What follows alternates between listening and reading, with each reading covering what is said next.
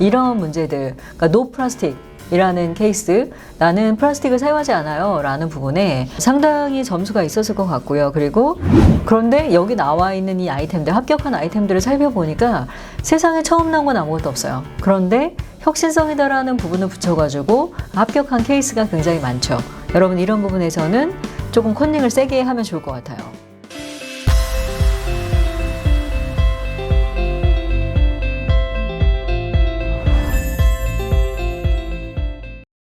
반갑습니다. 김상미 교수의 창업톡, 오늘은 청년창업사관학교 2024년도 합격생들에 관련된 합격 아이템들을 좀 소개를 해드리려고 해요. 이유 중에 하나는 뭐냐면 청창사와 예창패에 대해서 나는 어떤 전략을 가지고 사업계획서를 작성해야 할까라는 걸 잘 모르는 분들이 많죠. 그래서 오늘은 청창사는 이러이러한 카테고리로 작성하시면 여러분 합격할 수 있습니다 라는 거에 대해서 사례를 좀 들어보도록 하겠습니다.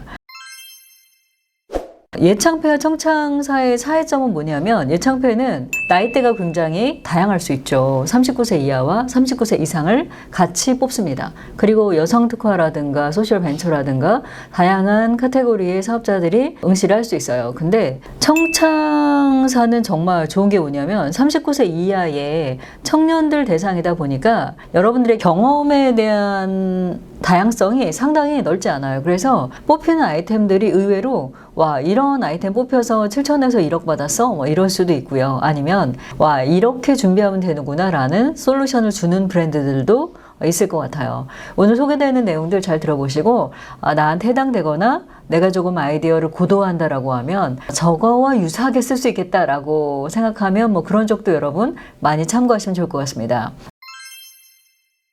첫 번째 청창사의 키워드는 이거예요. 뭐냐면 친환경이에요. 친환경. 실제로 기존에는 화학 성분이 들어갔는데 내가 이번에 만드는 예를 들어서 치약은 천연 성분이에요 라는 부분에 이 천연 성분이 기존의 치약 대비 혁신적인 부분은 이런 게 있어요 라는 부분들로 붙은 분들이 꽤 있어요. 근데 예를 들어 여러분 치은 잇몸 염증 관련 수치를 상당히 이렇게 낮출 수 있는 그런 기능성 치약을 만든 분이 합격을 했어요. 잇몸 기능을 강화시키는 그런 치약이죠. 그러면 어떤 치약은 약간 치약을 썩는 거를 좀 많이 저희는 혁신적으로 개선할 수 있습니다 라고 해서 불소 함량이 근데 불소가 또 너무 많이 들어가면 좀 어려움이 있죠.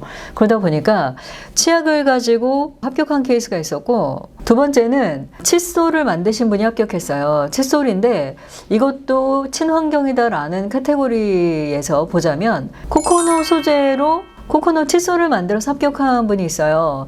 실제로 우리가 사용하는 칫솔은 자연에서 온 것보다는 가공해서 쓰는 플라스틱을 이용한 칫솔들이 되게 많죠. 뭐 대도 그렇고 모에 관련된 소재도 굉장히 다양하게 시도가 됐던 것들을 보게 됩니다. 그런데 이분은 코코넛 소재로 칫솔을 만들어서 친환경적이고 그리고 자연에도 크게 해가 되지 않는 뭐 이런 컨셉으로 붙은 케이스가 있죠. 그리고 이거는 좀 되게 재미있는 건데 뭐냐면 천연 성분으로 고체 세정제를 만들었어요. 여러분 그 비누 아시죠? 비누는 예를 들어서 여러분이 만들어서 내가 팔려고 하면 공정도 공정이지만 중요한 거는 이제는 이 비누를 어느 카테고리에 넣어서 허가를 할 거냐라는 부분에 있어서 되게 복잡해졌어요. 그래서 옛날에는 비누 체험 공방도 많고 비누 클래스도 많았는데 요즘에는 그냥 내가 쓸 비누를 내가 이렇게 만들어 쓰는 건 괜찮은데 그런 게 아닌 경우에는 사실 비누로 비즈니스 모델 잡기가 굉장히 어렵습니다. 그런데 이번에 합격한 사례는 비누라는 형태의 샴푸 바를 만들었어요. 그리고 샴푸 바만 만든 게 아니라 이분은 코코넛 트리트먼트도 만들고 그리고 설거지용 비누도 만들었어요. 이 세 가지가 다 뭐예요? 비누예요. 그러니까 액상으로 하다 보면은 훨씬 더 많은 것들을 쓰게 되죠. 용량 자체가. 그리고 이 액상을 담고 있는 플라스틱을 지속적으로 찍어내야 된다라는 환경적인 문제들이 있을 수 있죠. 그러다 보니까 이런 문제들, 그러니까 노 플라스틱 이라는 케이스, 나는 플라스틱을 사용하지 않아요 라는 부분에 상당히 점수가 있었을 것 같고요. 그리고 트리트먼트 바나 사실 이 고체 샴푸 바 같은 경우에는 오래전에 나왔어요. 그런데 여기 나와 있는 이 아이템들, 합격한 아이템들을 살펴보니까 세상에 처음 나온 건 아무것도 없어요. 그런데 혁신성이다라는 부분을 붙여가지고 합격한 케이스가 굉장히 많죠. 여러분 이런 부분에서는 조금 컨닝을 세게 하면 좋을 것 같아요. 그리고 또 이런 게 있죠. 두 번째는 뭐냐면 화장품이 굉장히 많습니다. 코스메틱. 근데 코스메틱 하면 대표님 뭐 이렇게 색조라든가 아니면은 우리가 기초 라인에 그런 비용이 많이 들어가는 기본에 투자되는 패키지나 이런 비용들이 센 게 붙었을까요? 라고 하는데 그렇지 않고요. 그런 화장품들도 있어요. 그런데 그거보다는 립밤. 여러분 립밤 되게 어렵지 않잖아요.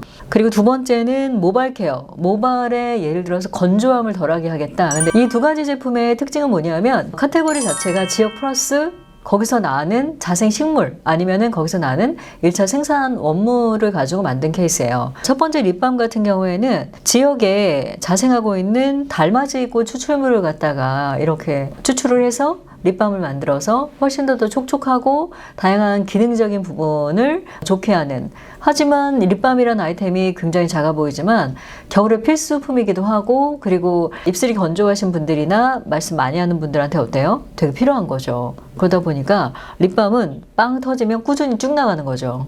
빵 터지는 기준은 브랜딩, 나의 브랜드를 고객들이 인지할 수 있다라고 하면, 우리 브랜드 컨셉을 고객들이 인지하고 좋아하기만 한다라고 하면 꾸준히 루틴으로 팔릴 수 있는 그런 아이템입니다.